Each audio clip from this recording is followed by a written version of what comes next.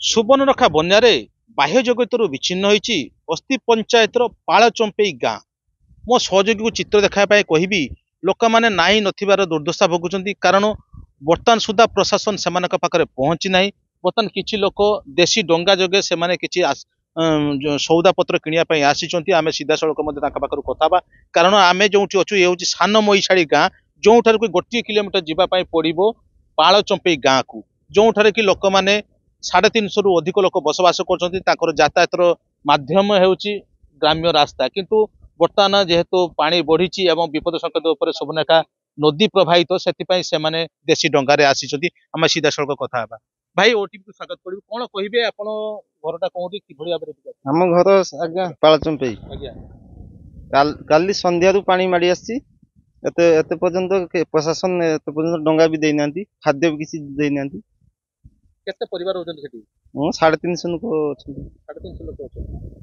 भाई आपन घर कोठी से पाळचंपे कुआडो आस्थिले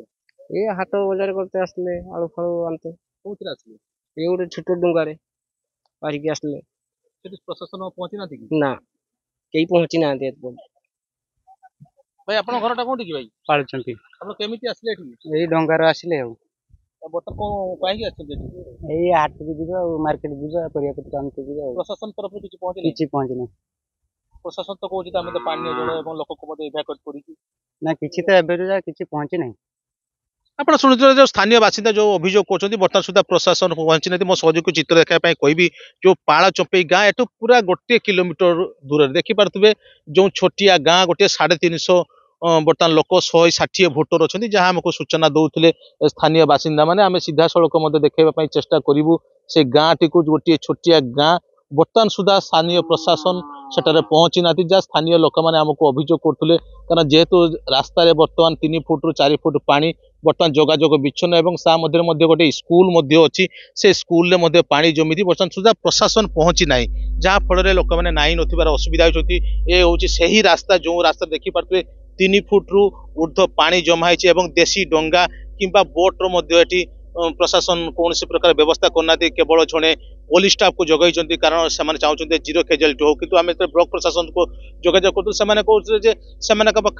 खाद्य पानी जल पहुंची मात्र ये हूँ ग्राउंड चित्र जो कि स्थानीय लोक मैंने कहते कौन प्रकार पहुंची ना यही ही जावाई पड़ो गोटे किलोमीटर गले ही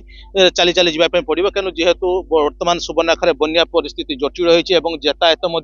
रास्ता सब पानी देखिपे पानी संपूर्ण बुड़ी जाइए ग्राम्य रास्ता जोगाजोग पूरा विच्छिन्न होइछि पूरा बाह्य जगत विच्छिन्न होइछि पाळचंपेई गाँ लोक मैंने यातायात असुविधा कर जदि कहीपर 350 रु अधिक लोक बसवास कर तेबे प्रशासन जदि कहूँ पानी जल जोगाऊँच किंतु एठारे लोक मैंने जो सूचना दौरान कौन प्रकार एठारे सुजोग सुविधा मिली ना तेबे देखा बाकी रहा प्रशासन पाळचंपेई गाँ को केतेबेले सुखिला खाद्य पानी जल पहुंचाऊँच